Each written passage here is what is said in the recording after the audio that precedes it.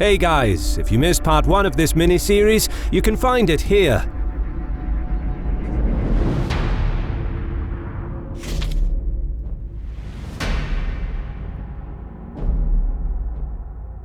Following the victory over the Goths in the Balkans, the flagging morale of the Roman forces had been restored, and with a restructured Danubian frontier, Aurelian could now muster strong field armies for the campaigns ahead, without compromising the empire's security. The emperor wintered in Byzantium, making preparations for the upcoming war with Zenobia, and ensuring that the borders would be protected in his absence. Considerable manpower was allocated to defend the Balkans against the tribes from across the Danube. Troops were stationed in Italy to prevent a possible return of the Alemanni and the Iotungi. And in Narbonese Gaul, a substantial presence of imperial troops was required to guard against the Gallic Empire. By spring 272, Aurelian had mustered his own army in Thrace and had completed all preparations. Zenobia, seeing that war with Aurelian was now inevitable, had her son Vaballathus declared Augustus and had herself proclaimed Augusta, the traditional title of a Roman empress. But because of the Palmyrene failure to secure Bithynia, Aurelian was easily able to secure a bridgehead and march into Asia. He sent a second force to make a naval landing in Egypt under the talented Marcus Aurelius Probus, the future emperor. The logistical planning and execution of this invasion marked Aurelian as one of the greatest military thinkers of the 3rd century AD. His plan was a pincer movement on a massive scale, a true masterclass in strategic warfare. This video is brought to you by the Ridge wallet. It's light, sleek, and industrial. It doesn't fold or awkwardly bulge in your back pocket, and it seriously changed my whole pocket situation. Most people carry around those monstrous bulky wallets designed in the 90s, full of old receipts, gift cards, and hotel keys in an unorganized mess. Ridge wallet, on the other hand, is so good, it should be against the law. It holds up to 12 cards, plus room for cash. I'm a proud owner of the aluminium gunmetal wallet, but there are over 30 other colors and styles, including carbon fiber and burnt titanium. The durable materials means each wallet comes with a lifetime warranty. You could buy a Ridge wallet and carry it for life, and the Ridge team is so confident that you'll like it that they'll let you test drive it for 45 days. You can send it back for a full refund if you don't love it. Get 10% off today with free worldwide shipping and returns by going to ridge.com/history and use the code HISTORY. Link is in the description.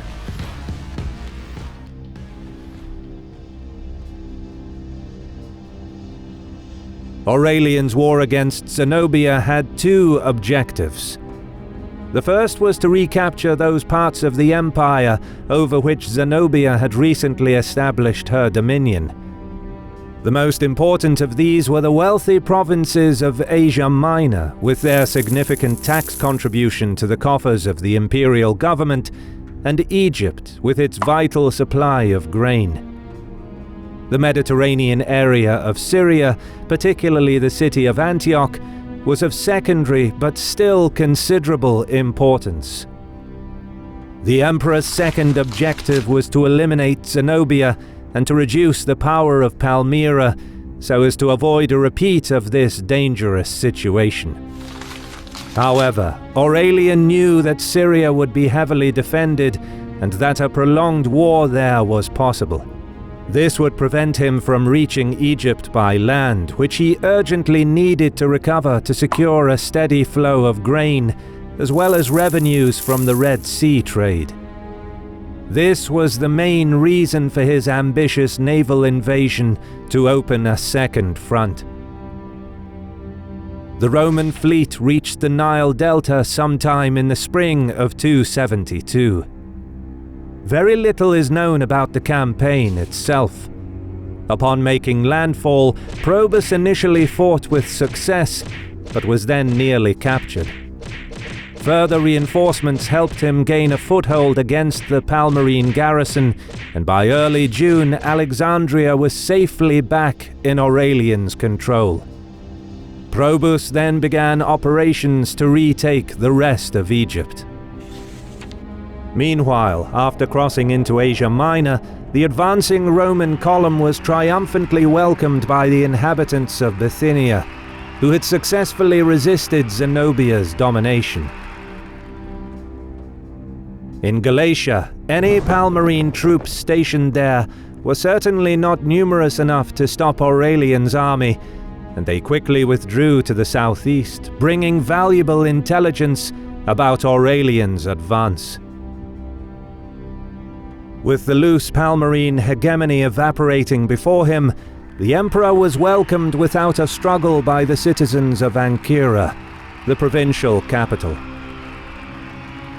After making sure that his supply lines were secure, from here he proceeded southeast towards the Cilician Gates, a chasmic pass through the Taurus Mountains that connected the Anatolian Plateau with the Cilician Plains and Syria beyond. However, before he could reach the pass, his route took him to the town of Tyana in Cappadocia, which was strategically located along the route to Syria. The town refused to open its gates, but Aurelian could not afford to leave a hostile garrison along his lines of supply. Angered, he ordered the city besieged, pledging that he would not leave even a dog alive once the city had fallen. Desirous of plunder, his soldiers pursued the siege with all the more determination. The machine-like manner with which the Romans slowly choked the city over the course of several weeks spread fear among some sections of the population. With the pressure mounting, Tyana capitulated when one of the frightened residents betrayed the city to the emperor by showing to him a weakness in the wall. The capital of Cappadocia was now in the emperor's hands. But Aurelian thought better of his previous intention to massacre Tyana. With an insight rare among 3rd century emperors, he realized that sparing the city would set a precedent far more potent in the coming conflict. He ordered his army not to harm Tyana, thus presenting himself to the populace as a liberator rather than a conqueror. But his troops were none too pleased. They expected to be allowed to plunder the city and angrily demanded that Aurelian stand by his promise. This was indeed a dangerous move. Amidst the heightened political military tensions of the 3rd century, many an emperor and usurper were lynched by their own soldiers for refusing plunder. That Aurelian managed to survive this encounter reflects his ability to foster strong relations with his soldiers at a time when armies were prone to rebellion against their commanders. Not allowing himself to be intimidated by his men, the emperor admitted that he had indeed ordered that no dog in Tyana be allowed to live. Accordingly, he ordered his soldiers to kill all dogs in the city. The anger of the soldiers was dispelled by their laughter at this response. Aurelian went on to explain his decision to the troops. "We waged war to free these cities. If we pillage them, they will never trust us." This display of sound political judgment showed that he understood that Zenobia was a formidable foe, and that he had better chances of defeating her through clemency rather than terror. With the capture of Tyana, the way to Syria now lay open. Aurelian's army marched into Cilicia without resistance, likely passing through Tarsus, the provincial capital, before heading east through Issus, where Alexander the Great had won his famous victory over the Persians. From here, the Roman Emperor reached the port of Alexandretta. Although he had gained control over Asia Minor with relative ease, before him now lay Syria, the heartland of Palmyrene power. Meanwhile, in Egypt, Probus managed to topple the resistance and regain control of the province. He then proceeded to march towards the Levant. He pressed the Palmyrenes from the south and perhaps secured the loyalty of the Cyrenian 3rd Legion in Arabia, which had been previously subdued and its general killed by Zenobia. To address this, Zabdas detached a considerable force in anticipation of Probus's advance on Palmyra. Having lost Alexandria, the queen now had one remaining mint under her control in Antioch. Knowing that this would be Aurelian's first objective in Syria, it was here that she and her generals stationed Palmyra's forces in preparation for the Roman advance.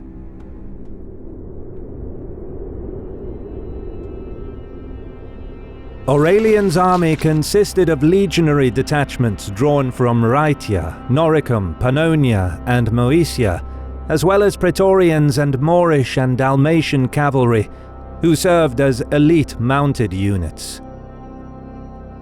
Zabda's army consisted of Palmyrenes and other Syrians, but also various other Roman units that had declared their loyalty to Queen Zenobia's family.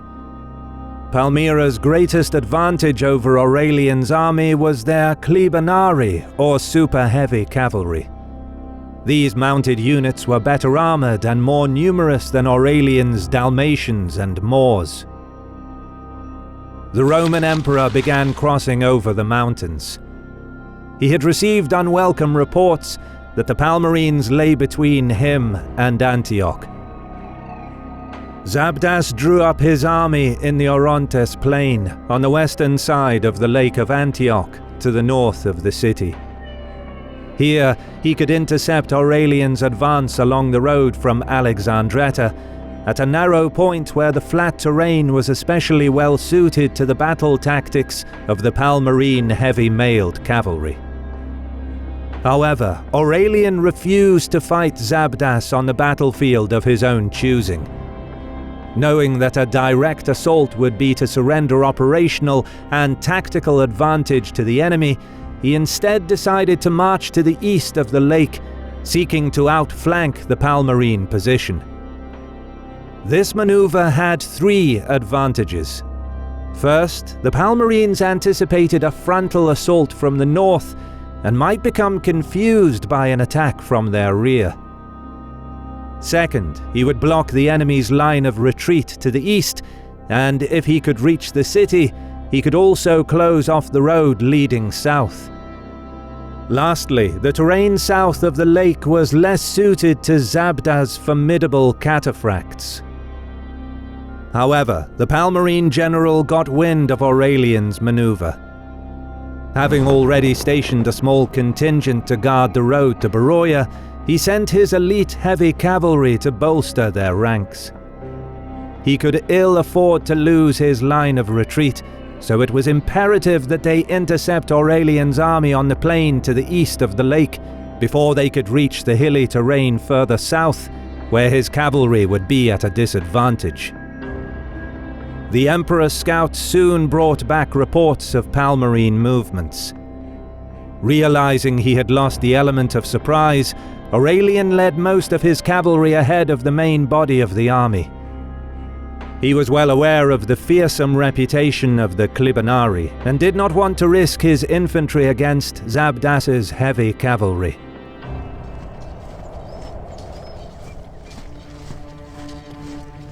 It was a hot June morning. The Roman Emperor marched at pace well ahead of the rest of the army, with a cavalry contingent of around 5,000 strong, hoping to outflank Zabdas at Antioch. With him, he had the veteran Dalmatian and Moorish light cavalry, which had been under Aurelian's command for a number of years before he became emperor, serving as the elite cavalry arm of the Roman army. They were a tactically astute branch of the military, capable of executing battle plans across vast distances with precision, and had participated in numerous campaigns, often being the deciding factor in major engagements. However, Aurelian found that his way was blocked by the Palmyrene heavily armoured cavalry, arrayed on the Antioch-Beroia road. Zabdas's cataphracts were of even better quality than Aurelian's Dalmatians and Moors. These troops had been forged in the fire of the Persian wars and perhaps represented the very pinnacle of cavalry warfare in the 3rd century AD. It is likely that Zabdas fielded up to 5,000 of these troops at Immae, but their exact strength and composition remains unclear. The Palmyrenes traditionally used light cavalry and dromedary archers, so it is possible that these heavy cavalry units were not local and were in fact cataphracts of the Roman army in the east, which were controlled by Queen Zenobia.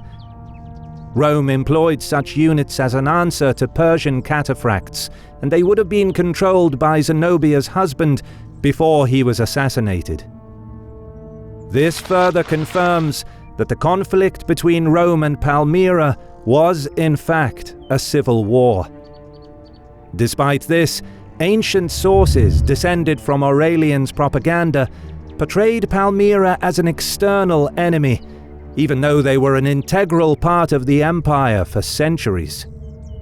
Further evidence of this propaganda can be seen in their portrayal of Zenobia as an Eastern barbarian, a foreigner, despite her family having senatorial status.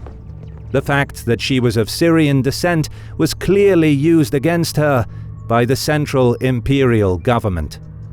Aurelian presented Zenobia's son as an illegitimate ruler, but ironically it was Aurelian himself who lacked senatorial status before he took power. He was an Illyrian general who killed his way to the throne, overthrowing Quintilius, and, according to some sources, he played a role in the assassination of Emperor Gallienus. Aurelian did eventually get senatorial support, but he had earned it through brute force. Likewise, the troops from both armies used to be part of the Roman military before the war.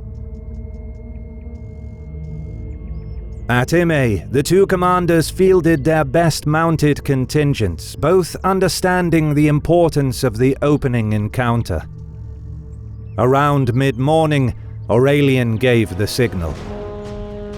On the other end, Zabdas rose to the challenge. Undoubtedly, the heavily armoured cataphracts were encouraged, seeing the light Dalmatian and Moorish cavalry. Little did they know that Aurelian was one of the finest cavalry commanders of his time. Just before the first charge of the enemy, he instructed his men to wheel about and not risk close quarters combat with their heavier counterparts.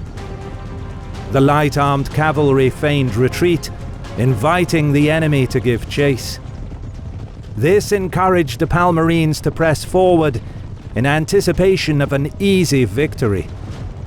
Whenever a minor clash occurred, Aurelian's lighter units would flee. With each charge of Zabdas's cataphracts, the nimble Dalmatians and Moors used their speed to avoid the confrontation and retreat along the main road towards the town of Immae. The Palmyrenes pursued the Romans for several kilometers. Soon enough, the Syrian midday sun began taking its toll.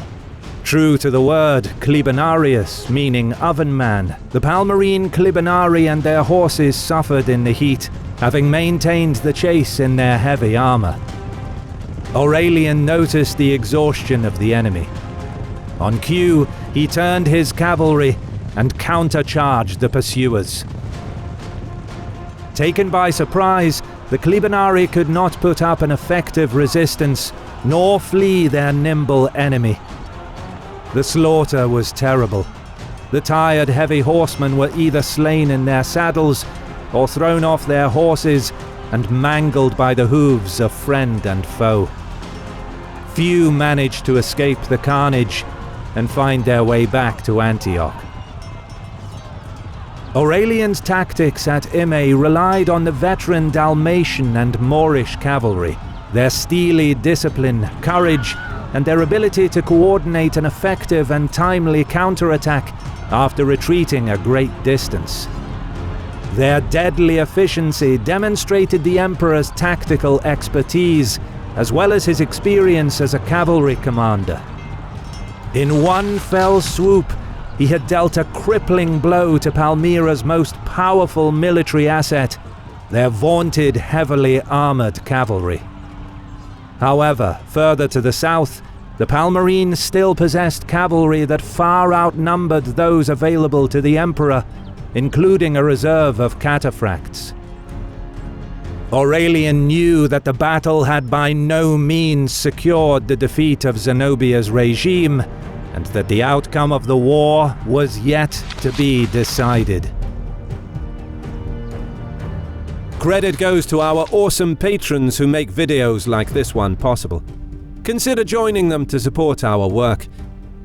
You can also support us by subscribing to our channel and clicking the bell button to get notified when our new videos are released. And as always, thank you for watching.